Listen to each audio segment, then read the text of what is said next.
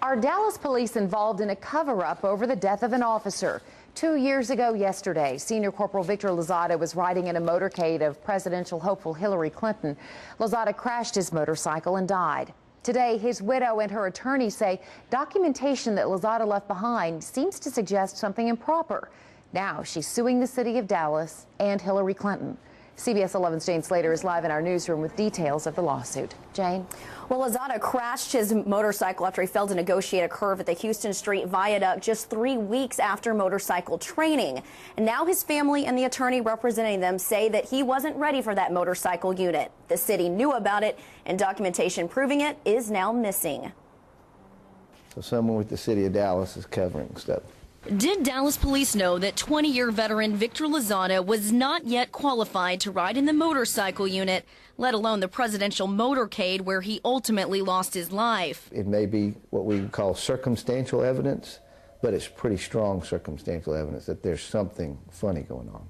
Attorney David Schiller is representing Lozada's widow, and they believe these documents are the smoking gun. Someone is gone through and tried to recreate documents to make it appear as though he had been properly trained, that he was ready for this assignment.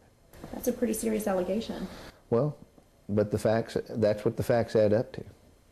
I was an officer with the Dallas Police Department for several years myself. I know how that department works. I know how public pressure puts on the command staff to avoid looking bad. At issue, Dallas police training reports. Schiller says there are two different ones, written by the same training officer on the same day. One says Lozada had, quote, made so many mistakes that it scares me. And it goes on to say, I really believe that he needs to repeat the complete Phase 2 portion of training. Senior Corporal Lozada, in other words, has failed this phase of training. But Schiller says when you file an open records request, you don't receive that report. Instead, you receive this one saying he had, quote, successfully completed his field training. So if Lozada knew he wasn't ready to ride, why did he? And why did he leave this report, the one that says he failed the training, with his wife?